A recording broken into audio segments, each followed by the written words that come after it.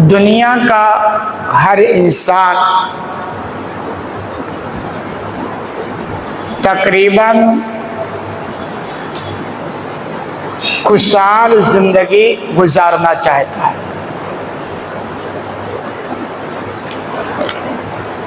اور اس کے لیے ہر آدمی تجارت کرنے کی تمنا رکھتا ہے، کاروبار۔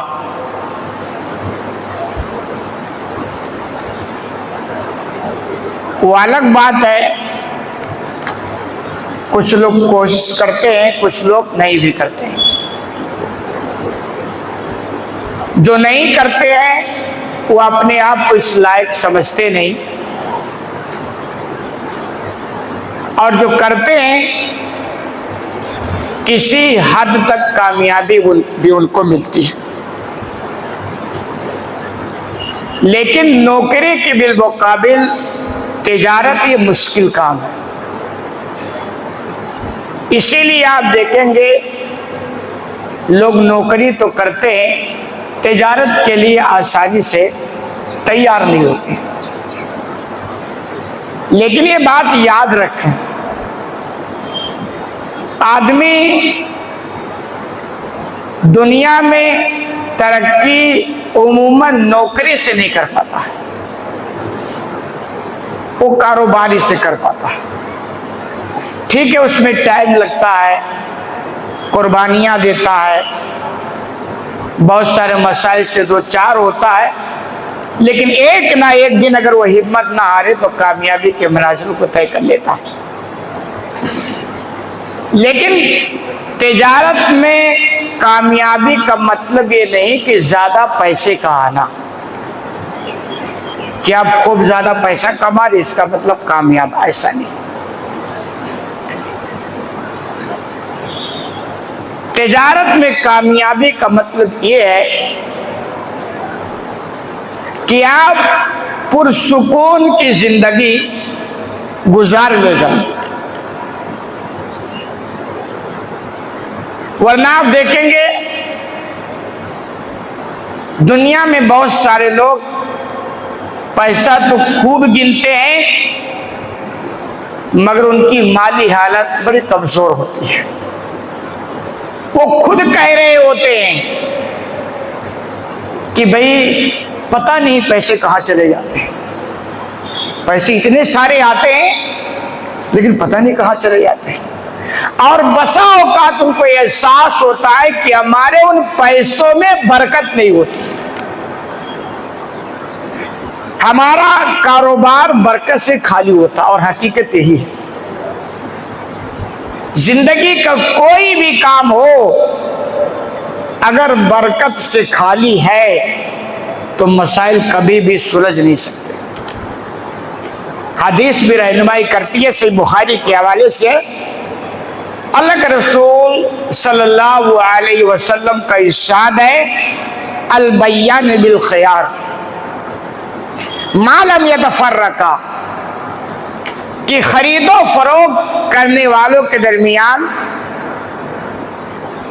اس وقت تک اس سودے کو کینسل کرنے کا حق حاصل ہے جب تک وہ مجلس سے جدا نہیں ہوتے ہیں۔ ایک بات کہ بھائی دو لوگ اگر آپس میں کوئی معاملہ کر رہے ہیں، ایک خرید رہا ہے ایک بیچ رہا ہے، اور معاملہ ڈن بھی ہو گیا، لیکن ابھی ایک مجلس ہی میں ہے، ان کی مجلس ختم نہیں ہوئی ہے، وہ ایک دوسرے سے جدا نہیں ہوئے ہیں، تو ان دونوں میں سے دونوں کا حق ہے کہ وہ اپنے اس سودے کو کینسل کر سکتے۔ ایک اصول بتایا گیا ہے، اگر اسی مجلس میں گھر سے معاملہ ڈن ہو گیا ہو تو کینسل کرنے کا دونوں کو ہے۔ اگر وہ مجلس سے جدا ہو گئے، بھائی سودا ہو گئے، کوئی الگ چلا گیا کوئی الگ چلا گیا، مجلس سے چلے گئے، جدا ہو گئے، تو اب ان دونوں میں سے وصولاً اس سودے کو کینسل کرنے کا اختیار کسی کو نہیں رہتا۔ یہ وصول کی بات ہے، ورنہ اگر دونوں راضی ہو جائے تو الگ میٹر ہے، دونوں آپس میں طے کر لیں کہ بھائی چلو ہم دونوں ایک دوسرے کا خیال کر لیتے ہیں، آپ کا ذرا نقصان ہو رہا ہے یہ تو الگ چیز۔ لیکن وصول کی جب بات ہوگی، آپ عدالت میں جاؤ گے، قاضی جب فیصلہ کرے گا تو وہی کرے گا کہ جدائی ہو گئی تو اب سودا کیسے نہیں کر سکتے. ایک اصول تو یہ بتایا. آگے فرمایا فَإِن صَدَقَا وَبَيَّنَا، اگر وہ دونوں لوگ اپنے اس کاروبار میں سچائی اختیار کرتے ہیں. سارا معاملہ ہی سچائی کا ہے. سچائی جو ہم نے تصور قائم کر کے رکھا ہے کہ کاروبار میں سچائی تو چلتی نہیں ہے. اگر سچائی اختیار کرتے ہیں اور معاملہ بالکل کلیئر رکھتے ہیں، یعنی ایسا نہیں کہ بھائی جیسا کہ چلتا ہے اچھا مال دکھا دیے، بعد میں اس کے درمیان کوئی گڑبڑ بھی ڈال دیے، عام طور پہ یہی چل رہا ہے جو اسلامی تہذیب اور اسلامی پہچان کے بالکل خلاف ہے. آپ بیان فرماتے دونوں اگر سچائی اختیار کرتے ہیں کاروبار کرنے والے اور دونوں معاملہ بالکل کلیئر رکھتے ہیں، کوئی اس میں پیچیدگی نہیں، کوئی دھوکہ نہیں، کوئی عیب چھپانا نہیں ہے. آگے اللہ کے رسول فرماتے ہیں بوری کا لہما فی بیہما، تو ان دونوں کے کاروبار میں برکت دے دی جاتی ہے. ماضی کا صیغہ سمجھتے ہیں، یعنی فائنل ہے، برکت ہو کے رہے گی. شرط یہ ہے کہ سچائی ہو اور معاملہ بالکل کلیئر ہو، اس میں کوئی دھوکہ دھڑی کوئی عیب نہ ہو تو برکت دے دی جاتی ہے. تو یہ سمجھ میں آیا کہ اگر یہ دو چیزیں ہمارے کاروبار میں نہیں ہے، سچائی اور معاملہ کلیئر، تو برکت نہیں ہے. پھر آپ محنت کرتے رہو. آپ دیکھیں نا لوگ اتنی محنتیں کرتے ہیں کہ بسا اوقات ایسا لگتا ہے جانور بھی فیل ہے. 24 گھنٹہ دنوں رات محنت کرتے ہیں اور پیسہ بھی خوب گن رہے ہوتے ہیں، لیکن مسائل جہاں کے تہاں ہی رہتے ہیں. آپ سنتے ہیں کہ یار مہینے کا جو ہم حساب لگاتے ہیں مہینہ ختم ہونے سے پہلے وہ ختم ہو جاتا ہے. ہماری سیلری تو مہینہ پورا ہونے سے پہلے ہی ختم ہو جا رہا ہے. یہی تو معاملہ ہے کہ برکت نہیں ہے. ایک آدمی مہینے میں 1,00,000 روپیہ کما رہا ہے اور مہینہ ختم ہوتے ہوتے اس لاکھ کا پتہ نہیں چلتا اور مسائل جہاں کے تہاں رکھے. صاف معاملہ ہے کہ بھائی برکت نہیں ہے. اور ایک آدمی 20,000 کما رہا ہے، 15,000 کما رہا، مہینہ بھی آسانی سے نکل جاتا ہے اور کچھ بچا بھی لیتا ہے. اس کا یہ مطلب ہو رہا ہے عام طور پر کہ اس کے کاروبار میں، اس کی کمائی میں اللہ نے برکت رکھ دی، جو تھوڑا تو ہے مگر کام چل جاتا ہے. اور ایک وہ بندہ جس کو لاکھ گرنے کا صرف تو حاصل ہو گیا مگر برکت سے خالی ہے، جو مسائل تھا جہاں کے تہاں رہ گئے. تو یہ دو چیزیں تاجروں کے لیے، کاروبار کرنے والوں کے لیے جو بالکل سماج سے آگے ہے. سماج میں تو یہی ہے کہ بھئی دھوکہ دو گے تبھی گاڑی چل پائے گی، جھوٹ بولو گے تبھی آپ ترقی کرو گے. مزاج حالات جو ہے، بے ایمانی کرو گے تب آپ کی قدم ترقی کے منازل کو طے کرتا ہے. یہ سوچ اور اسلام کا دن نہیں، سوچ غلط ہے، یہ مزاج ہی غلط ہے، اس کو بدلو. اور آگے آپ بات فرماتے وَإِن كَذَبَ وَكَتَمَ، اس کے الٹا کہ اگر وہ دونوں معاملے، دونوں آدمی جو کاروبار کرتے ہیں، خرید و فروخت کرتے ہیں، اگر جھوٹ بولتے ہیں، صاف سی بات جھوٹ بولتے ہیں اور اس میں چیزوں کو چھپا لیتے ہیں. جیسے لوگ مال بیچتے ہیں تو کوئی جو جس کے اندر کوئی عیب ہوتا، کمی ہوتا، اس کو چھپانے کی کوشش کرتے ہیں. آپ وہی بیان فرما رہے ہیں کہ جھوٹ بولتے ہیں اور چھپا لیتے ہیں. محقق برکت بیہما، صاف الفاظ کہ ان دونوں کے کاروبار میں برکت کو مٹا دیا جاتا ہے، برکت کا خاتمہ کر دیا جاتا ہے. اب معلوم ہے کس کی بات؟ اللہ کے رسول کی بات ہے. اور یہ بھی معلوم ہے کہ رسول اپنی مرضی سے کچھ نہیں بولتی. وما ينطق عن الهوى، وہ اپنے مرضی سے، اپنے چاہت سے، اپنی خواہش سے کچھ بولتے ہی نہیں ہیں. اللہ جو چاہتا وہی وہ بولتے ہیں. تو اگر ہمارا ایمان ہے اور یہ چاہتے ہیں کہ ہمارے کاروبار میں برکت ہو، خوشحالی آئے، ہم دنیا میں ترقی کریں، سکون کی زندگی حاصل کریں تو ضروری ہے زندگی کے اندر یہ جو رہنمائی کی گئی سچائی، ایمانداری، دھوکہ دھڑی نہیں، تو انشاءاللہ آپ دنیا میں ترقی کر سکتے ہیں۔ اسی طرح ایک دوسری حدیث آپ سے بات فرمائے جو صحیح مسلم کے حوالے سے اللہ کے رسول صلی اللہ علیہ وسلم فرماتے ہیں ثلاثۃ لا یکلمہم اللہ یوم القیامہ، کہ لوگوں، تین قسم کے لوگ وہ ہیں جن سے اللہ قیامت کے دن بات نہیں کرے گا، وَلَا يَنظُرُ إِلَيْهِمْ، اور نہ ان کی طرف دیکھے گا، وَلَا يُزَكِّيهِمْ، اور نہ ان کا تزکیہ کرے گا، انہیں پاک اور صاف کرے گا۔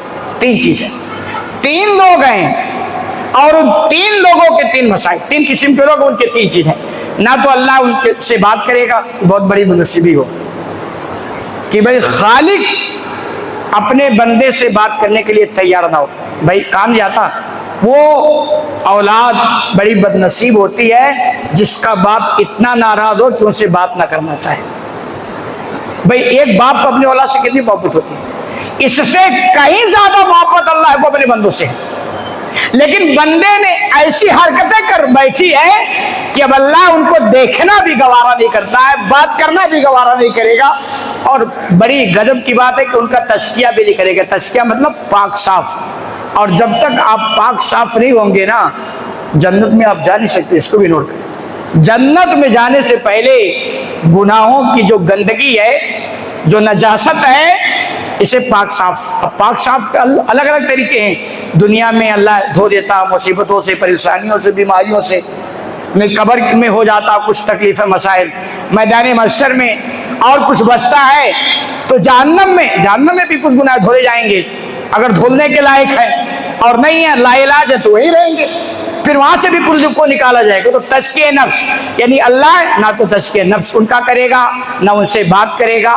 اور نہ ان کی طرف دیکھے گا، یہ اس بندے کے لیے بڑی بدنصیبی ہو۔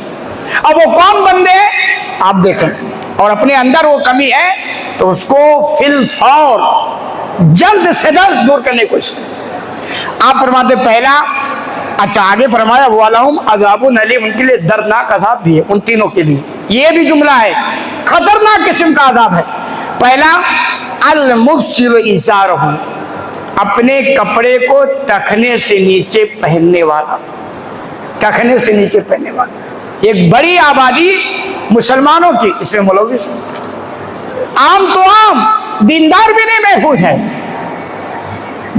اللہ جانے کیا سوچ کے لوگوں نے رکھا، کتنی خطرناک وعید ہے کہ وہ بندہ جس کا کپڑا ٹخنے سے نیچے پہنتا ہے اسے اللہ نہ دیکھے گا، نہ کلام کرے گا، نہ تزکیہ نفس ان کا کرے گا، اور ان کے لیے دردناک عذاب۔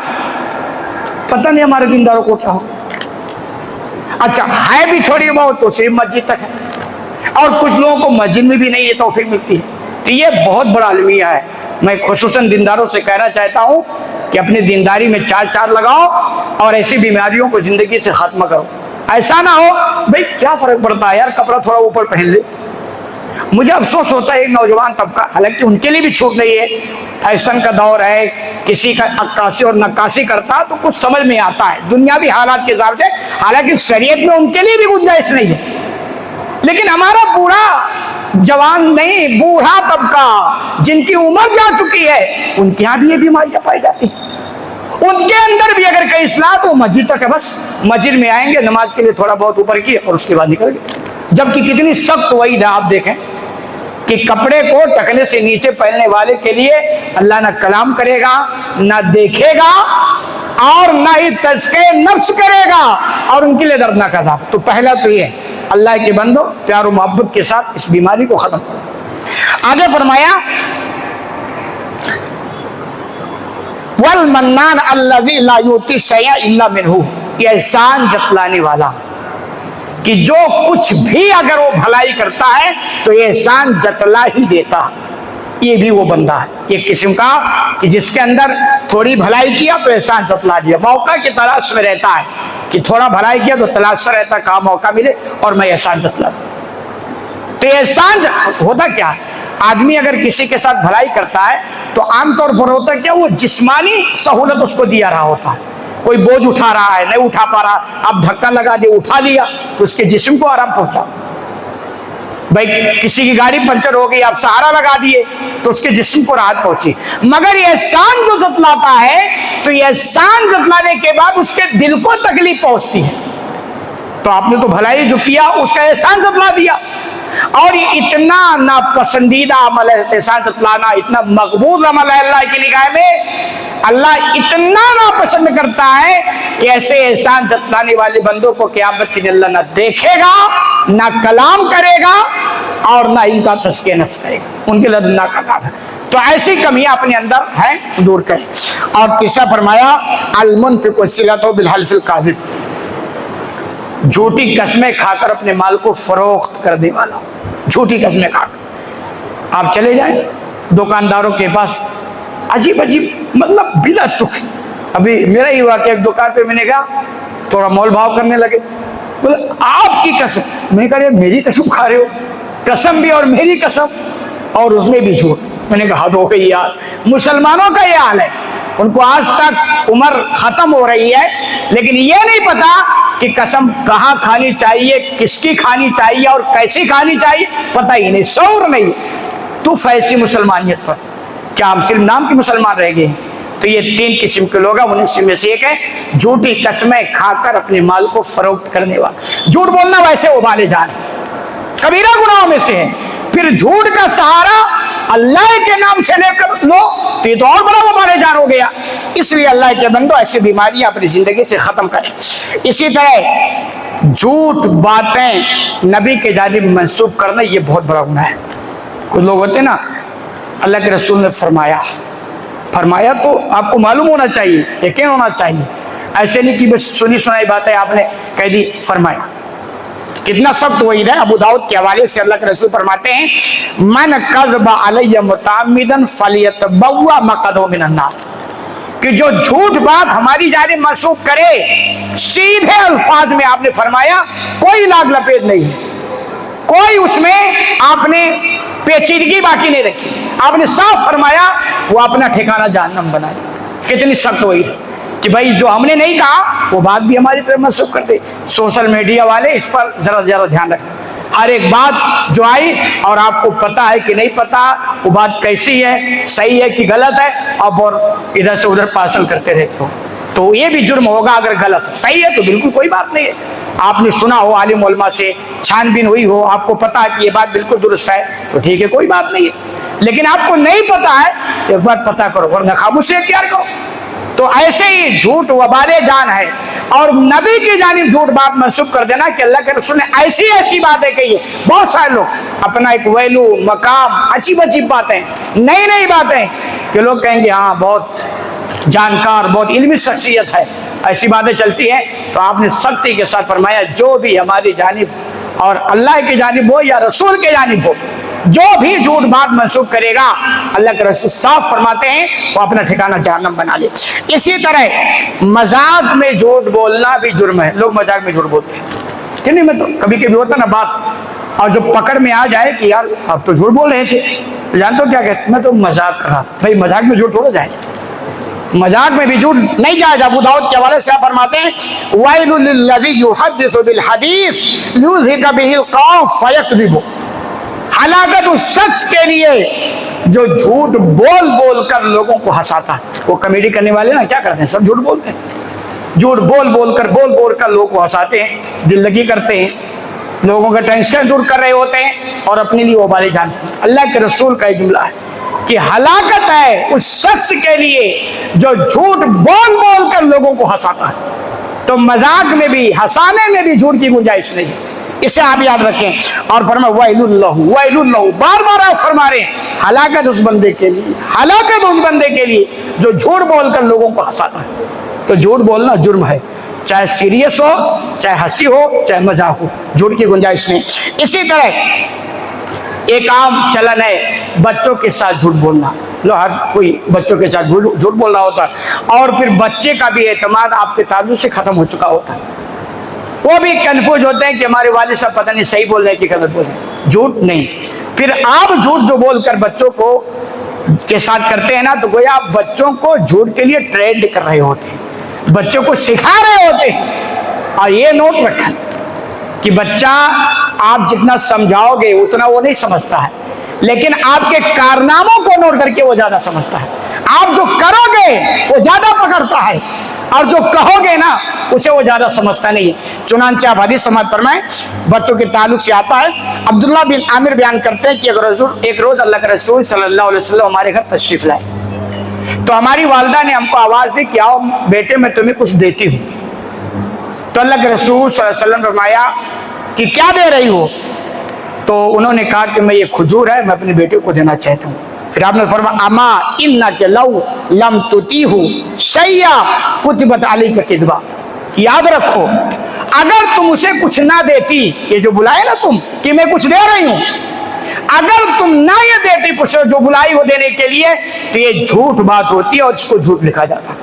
ماؤں بہنوں باپ سب کے لیے اس میں نبی نصیحت، ایسے جھوٹ ہم کتنا بولتے ہیں بچوں کے ساتھ، کل لے چلیں گے، پرسوں مارکیٹ میں لے چلیں گے، کل تمہارے لیے یہ لائیں گے، اپنا وہ بال تھوڑا سا بچے اگر پریشان کرتے ہیں اس کا اور بھی کوئی حل ہے نا، اور بھی اس کا کوئی طریقہ ہے کہ سارے مسائل کا جھوٹ بولنا ہے۔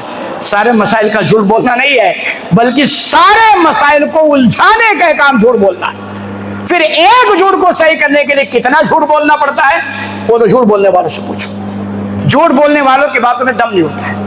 آپ جھوٹ آدمی جو مشہور اس کو پکڑو تو آپ کی جو 4 باتیں ملیں گی تو آپ کہو گے یار مجھ سے یہ کہا، تم سے اسی کے تعلق سے یہ کہا، ان سے یہ کہا، وہ کیوں؟ اس کو اپنی باتوں پر دباؤ نہیں ہوتا ہے، وہ ایک بات پر ٹکتا نہیں ہے، اور پھر اس کو ٹینشن بھی لگا رہتا ہے یار میں وہاں بھی جھوٹ بولا، وہاں بھی بولا، وہاں بھی بولا، کہیں ایسا نہ ہو کہ ہماری یہ جھوٹ پکڑ میں آ جائے۔ سچا آدمی ٹینشن ہے کیونکہ اس کو پتا میں جھوٹ بولتا ہی نہیں ہوں، جہاں رہوں گا ایک ہی بات بولوں گا اور کیا وہ سچ، تو اس کو ٹینشن نہیں ہوتا۔ تو نہ ہنسی مذاق میں جھوٹ بول سکتے ہیں اور نہ بچوں کے تعلق سے بھی جھوٹ بول سکتے ہیں۔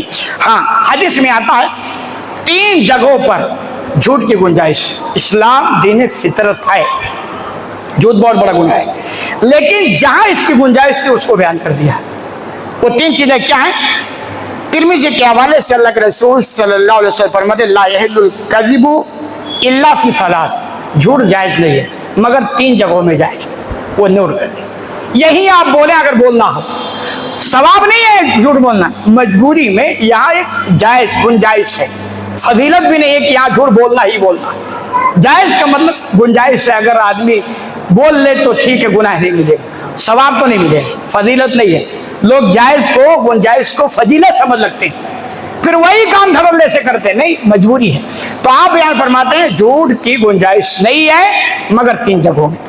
ایک جگہ یحدث رجل امرأته لیرضیها، ایک آدمی اپنے عورت کے ساتھ جھوٹ بول سکتا ہے اس کو خوش کرنے کے لیے۔ عورتوں کی نیچر ہے نا کہ آپ ان کو خوش رکھیں، اگر نہیں خوش رکھیں گے نا تو گھروں کا جو ماحول ہو ہم سب کو پتا ہے کیا حالات، پھر گھر میں ٹھکانا نہیں لگے گا، کہاں لگے گا؟ باہر لگے گا، یہ سب کو پتا ہے۔ تو اسلام نے اس فطرت کو سمجھا ہے، جانچا ہے، اس کو اللہ کو خوب پتا ہے، تو کہا بھائی بیوی کو خوش رکھنا ہے، اور اگر کبھی اس کا موڈ اپسنٹ ہو، خراب ہو، تو اسے تھوڑا سا جھوٹ بول کر کے آپ اس کو خوش کر سکتے ہو تاکہ گھر کا ماحول تھوڑا اچھا رہے۔ اور اگر گھر میں عورتیں دیندار نہیں ہیں تب تو اور بڑا ابالے جا رہے ہیں اور مسائل کھڑے ہو جائیں گے۔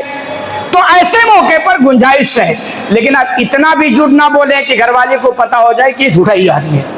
اعتمادی کبھی کبھار موقع ملے اور لگے کہ یہاں ضرورت ہے، یہاں مسائل الجھ جائیں گے، یہاں اس کے بغیر بات نہیں بنے گی، تو گنجائش رکھی گئی، لیکن آپ اتنا بھی نہیں بولیں کہ بیوی کا بھروسہ آپ پر ختم ہو جائے۔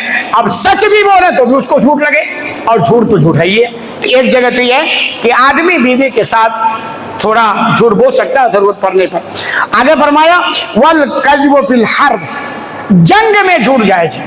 اسلام اور کفر کی جنگ ہو تو اسلام کہتا ہے، چونکہ جنگ دھوکے کا نام ہے، جنگ دھوکے کا نام ہے، آپ اس میں دھوکہ دو گے تو دشمن کو ہرا سکتے ہو۔ تو جنگ کی حالت میں دیکھیں اسلام نے پورا خیال رکھا، جہاں اس کے بغیر گاڑی نہیں چل سکتی وہاں گنجائش دے دیا، باقی اس کے علاوہ جو آپ راستے تلاش کریں وہ زبردستی ہے۔ کیوں؟ ہم کو کس نے بنائے؟ اللہ نے۔ اللہ کو پتا ہے کہ ہمارے معاملے اور مسائل کہاں کیسے ہو سکتے ہیں، ہماری طاقت کا پتہ ہم سے زیادہ اللہ کو ہے، تو اللہ نے وہ گنجائش دے دی ہے جہاں اس کے بغیر گاڑی نہیں چلے گی۔ تو بیوی کے ساتھ دوسرا جنگ کی حالت میں بھی کہ جنگ میں اگر آپ دو دو چار کی طرح سچ بولو گے تو گاڑی پھنس جائے. حالانکہ جھوٹ میں ایک توریہ بھی چلتا ہے. جیسے وہ واقعہ کہ جب اللہ کے رسول صلی اللہ علیہ وسلم مکہ سے ہجرت کر کے مدینہ کے لیے نکلے تو ساتھ میں ابو بکر بھی تھے.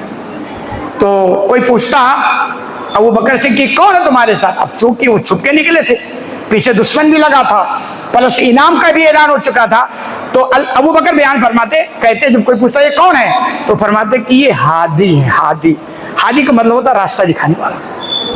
تو اب یہ جملہ کوئی ایسا جملہ بولو کہ اس کی دو شکلیں ہوں, دشمن کو راہ سمجھ جائے اور اس کا ایک جائز راستہ بھی ہو. تو ہادی کا معنی راستہ دکھانے والا, اور چونکہ اس کے دو ہادی, اس کو بولا تھا بھی سفر میں کسی کو رکھ لیا, ہم کو راستہ نہیں پتا تو ہمارا راستہ دکھاتا ہے, وہ ایک ہادی. ایک ہادی ہوتا ہے اسلام کا راستہ دکھانے والا. تو وہ ہادی کا لفظ آپ استعمال کیا بکر کہ اس کو بولتا توریہ, یعنی اس کی دو شکلیں ہوتی ہیں جہاں سے آدمی بچ کے نکل سکتا ہے. تو ایسے حالات میں اور جنگ میں اس کی گنجائش رکھی گئی ہے, تو جھوٹ کے بجائے وہ توریہ کا بھی استعمال کیا جا سکتا تو جنگی کی حالت میں. اور تیسرا فرمایا گیا والکذب لیصلح بین الناس, لوگوں کے درمیان مصالحت کرنے کے لیے جھوٹ کی گنجائش, یعنی دو لوگ جو لڑ رہے ہوں آپس میں ان کے درمیان صلح کرانے کے, ملاپ کرانے کے لیے, توڑ کو جوڑنے کے لیے وہاں بھی گنجائش رکھی گئی. یہ تین جگہیں ہیں, باقی جتنی جگہیں آپ بولیں گے اس کی کوئی بھی گنجائش نہیں. آپ اگر کہتے ہیں نہیں ہے تو زبردستی ہے, اس کے بارے میں آپ کو جواب دینا پڑے گا, آپ کی پکڑ ہوگی. اور یاد رکھو جھوٹ کبیرہ گناہ ہے, جھوٹ تمام برائیوں کی جڑ ہے, جھوٹ ٹینشن کا خزانہ ہے, جھوٹ آپ کے اعتماد کو ختم کر دے گی, جھوٹ آپ کے تباہی کا راستہ ہے دنیا میں بھی اور آخرت میں. اس لیے اللہ کے بندو مومن کے ہاں جھوٹ کا تصور نہیں ہے. اللہ رب العالمین سے دعا ہے کہ